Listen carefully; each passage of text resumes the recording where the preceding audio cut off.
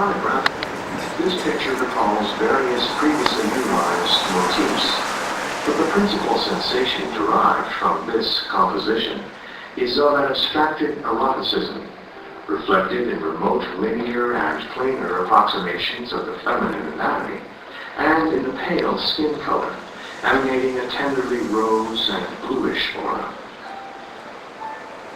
A contrapuntal movement of black lines interacts with these pastel hues. Notably, an aggressively prominent U-shape appears amid the insinuated nudity, issuing from hidden sources and widening like a moving river.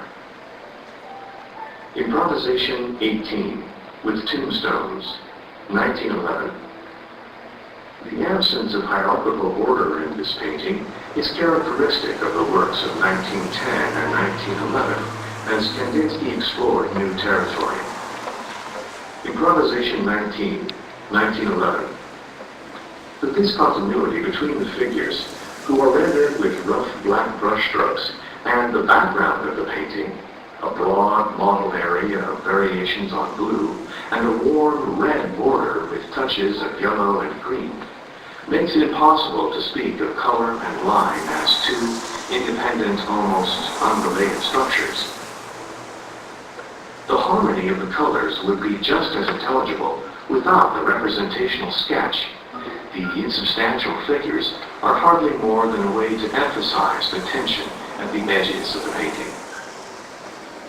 All Saints' Day, 1, 1911. Impression 5, 1911. The black lines that constitute the figurative elements in this painting were developed from an observed motif, but they have little relation to the chord of primary colors that is the true essence of the work. Improvisation 26, Rowing, 1912. Three pairs of nearly parallel black lines, suggesting oars, issue seemingly from nowhere at the very center of the composition. Only closer scrutiny reveals the outlines of boatmen familiar from Boat Trip, which, as is so often the case in Kandinsky's oeuvre, are identifiable beyond doubt from related works on paper, and, in this case, even a glass painting. Here, the pilot, situated at the rear of a barely identifiable vessel, is reduced to a color blotch that nonetheless manages to convey the appropriate posture. Improvisation 27. Though relatively undefined in figurative terms, nevertheless this presents us with rather overtly erotic elements.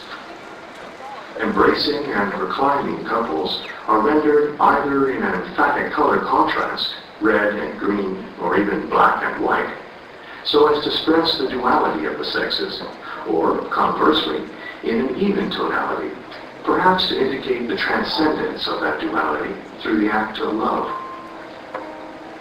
But even without Freudian interpretations, the suggestively voluptuous shapes, the snake-like black strokes, and the interplay of earthen, sweetish pink and bluish hues are wholly capable of conjuring the sensuality suggested by the subtitle of this improvisation. Painting with Black Arch, 1912. In this monumental, nearly square canvas, three commanding rock-like shapes floating in space appear to be on a collision course, suggesting some sort of cosmic calamity. Red and blue, often contrasted in Kandinsky's writings, heighten the dynamic tension of the principal shapes, which seem to be propelled with great force toward the center of the canvas. A second constellation of these shapes, held in more neutral hues, hovers above. The dominant color, at first concentrated in the clearly defined forms, is echoed in the painting's margins. The black, whip-like arch, named in the artist's title, provides, together with a related linear pattern, a rhythmic counterpoint to the areas defined by color.